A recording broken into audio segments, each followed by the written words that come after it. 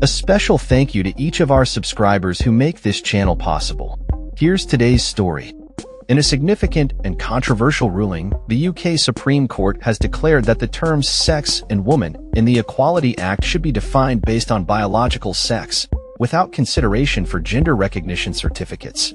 This decision has ignited a fierce debate across the country, particularly within political circles, as leaders grapple with its implications for transgender rights and women's rights. Prime Minister Sir Keir Starmer, who has faced scrutiny over his previous statements regarding gender identity, acknowledged the ruling upon his return from a holiday during Parliament's Easter recess. He expressed his approval of the judgment, stating that it provides real clarity for those tasked with developing guidance on the matter. This clarity, however, comes at a cost, as it directly contradicts his past assertions that trans women are women under the law. In a 2022 interview, Starmer had articulated a more inclusive view, stating that a woman is a female adult, and in addition to that, trans women are women.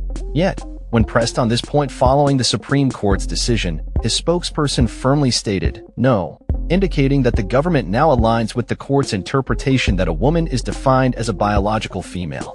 The Education Secretary, Bridget Phillipson, reinforced this stance during a BBC Radio 4 appearance, suggesting that trans women should utilize male toilets, aligning services based on biological sex.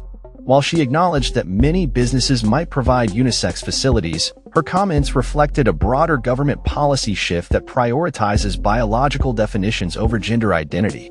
This ruling and the government's response have garnered mixed reactions.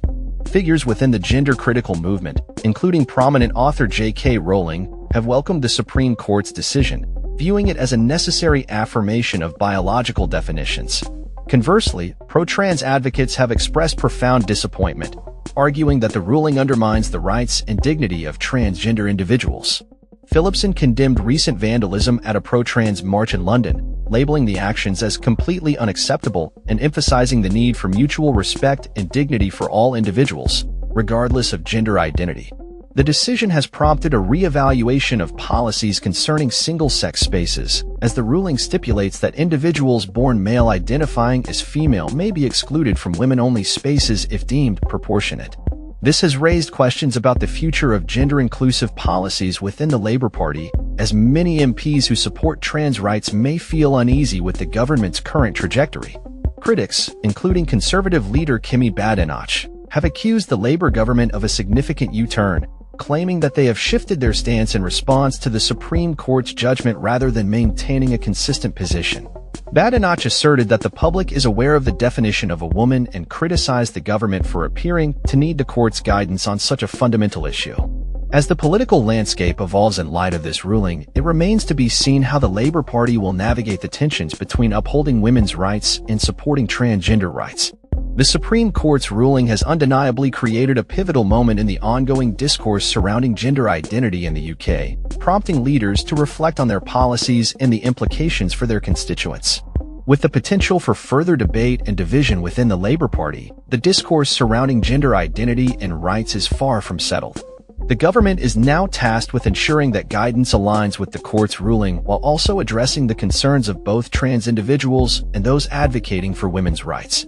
As this conversation continues, it is essential for all parties involved to engage in respectful dialogue, aiming for solutions that honor the dignity and rights of every individual in society. That's all for this story.